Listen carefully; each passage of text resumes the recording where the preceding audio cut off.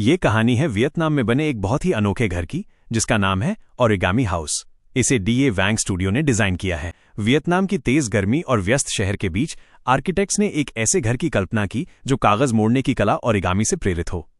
उन्होंने सोचा, क्यों ना कागज की तरह मुड़ी हुई दीवारों वाला एक घर बनाया जाए जो दिखने में भी आकर्षक हो और गर्मी को भी मात दे सके। और इस तरह जन्म हुआ ओरिगामी हाउस का। घर का बाहरी हिस्सा ओरिगामी की तरह कोनों वाला और मुड़ा हुआ है। इस पर गर्मी रोधी हीट रेजिस्टेंट पत्थरों की टाइलें लगाई गई हैं। ये डिजाइन सिर्फ सुंदरता के लिए नहीं है, बल्कि ये वियतनाम की कड़ी धूप को घर के अंदर आने से रोकता है, जिससे घर अंदर से हमेशा ठंडा और आरामदायक रहता है। जैसे ही हम घर के अंदर कदम रखते हैं, हमें कच्ची और प्राकृतिक चीजों रॉ मटेरियल्स का इस्तेमाल दिखता है।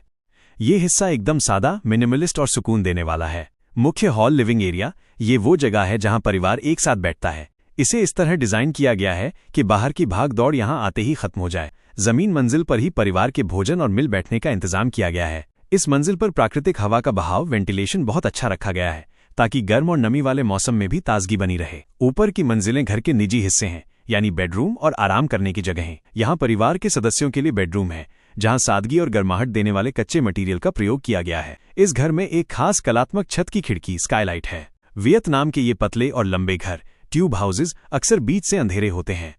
ये खास खिड़की ऊपर से सूरज की रोशनी और ताज़ी हवा को सीधे घर के बीचों बीच नीचे तक लाती है। इससे ऊपरी मंजिलों के निजी कमरों में भी दिन भर पर्याप्त रोशनी और हवा रहती है। ओरिगामी हाउस सिर्फ ईंट पत्थर का बना घर नहीं है, ये कला और प्रकृति का मेल है। एक ऐसा घर जो अपनी मुड़ी हुई दीवारों में सुकून, ठंडक और ढेर सारी प्राकृतिक रोशनी समेटे हुए है।